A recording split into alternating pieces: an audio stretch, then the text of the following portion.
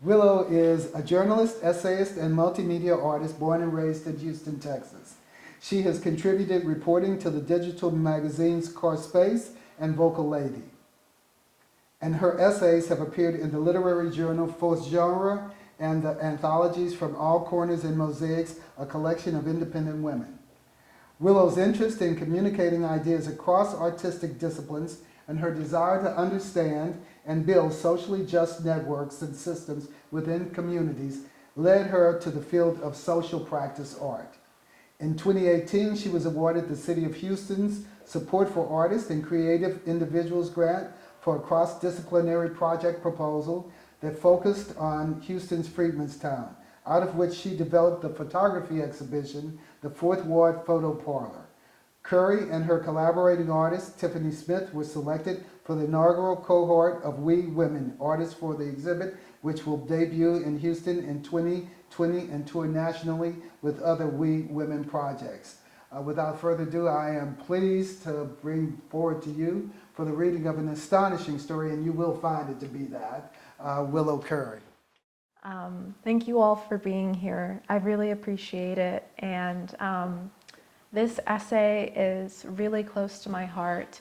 I wrote it in 2017, pre-Trump, went back and updated it post-Trump, and then got accepted. It got accepted by the literary journal Fourth Genre, and I have to thank the editor, Laura Julier, who's at Fourth Genre, for her wonderful comments and suggestions that helped me make the essay even better. When I was a child, like most children born during the space age, I liked to imagine that I could time travel. But maybe unlike most children, I had an agenda. I wanted to be a prophet of a sort.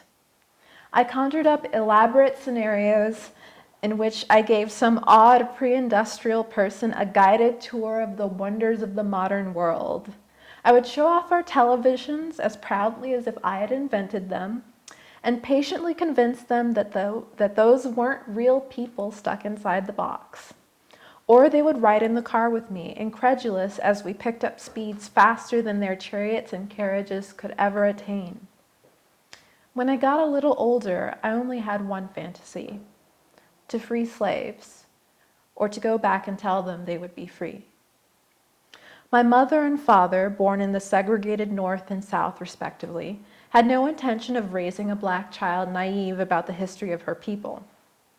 By the time I reached the age of 6 or 7, I knew enough about slavery for the specter of it to haunt my wandering mind. I knew that there were women who screamed as their babies were taken from them. I knew about the desperate running, the hunting dogs foaming at the mouth, and the bloody lash. Most of all, I knew that if I had been born in the past, this would have been my fate. Time travel was the only form of rebellion I had, and I took it seriously. I spirited away slaves in batches, telling them not to be afraid. I brought them into my house to show that we could own things for ourselves. I brought them books to show that we were no longer prohibited from reading. I saw them cry tears of joy at these revelations, and my little heart swelled with something I couldn't identify at the time: a feeling of being avenged. In my limited knowledge, I could only imagine freeing the slaves, or at least giving them hope. In America, most people don't seem to believe this is true. Many think we can simply forget, move on, as they like to put it. They would prefer also that this happen as quickly as possible, and are quick to remind those of us stuck in the past that we are only a hindrance to the inevitable progress. By 2060, Census Bureau estimates say, 56% of the total US population will be non-white. The image of happy, loving interracial families conquering racism is a potent one to people who praise rugged individualism over state intervention and dream of peaceful solutions to problems rooted in hideous violence. But this ideal wasn't crystallized into an image until in October 2013, in its 125th anniversary issue, National Geographic ran the feature, The Changing Face of America, visualizing just such a future. Out of the 25 mixed-race Americans captured in the accompanying photo essay, all with unexpected yet captivating combinations of features, one young woman takes center stage. She's beautiful. More than beautiful, she's radiance personified.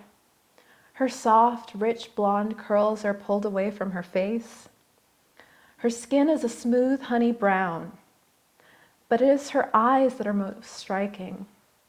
In real life, I'm sure they must be hazel, but in the photograph, as she stares straight at the camera, they are bright gold. Such beauty, we are assured, will be commonplace in the future. Such beauty, neither distinctly white nor black, will solve our problems. For how could anyone not love a face such as this? And such beauty fills me with a gut-wrenching sadness, because I take these proclamations to mean that the Negro problem, which is really the problem of all racially homogenous people of color in the United States, will be solved if, in the future, we no longer look like ourselves. It has occurred to me that they might be right. Maybe it is the blackness, the stark difference that is the problem. It is, after all, why we are hated. It is why I have been called pretty for a dark-skinned girl since my youth, and why, pushed to the lower lungs of all my social worlds as a child, I would watch favor and praise go to the bright black kids, whose skins only had the lightest tint of brown to mar them, and secretly wish I could either get rid of them or become one of them.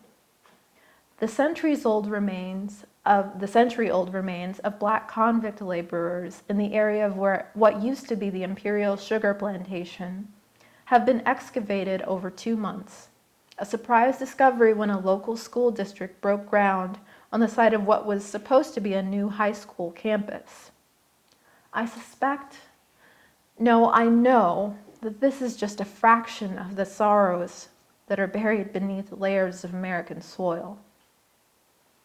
But for those men, worked into an early and undignified grave, perhaps this is the beginning of, if not justice, then honor and a new life even in death.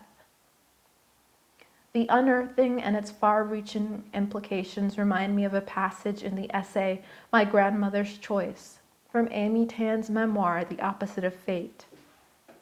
In the essay, Tan speaks about reckoning with the heartbreaking personal history in her family, which is part of a larger history of female oppression in 20th century China.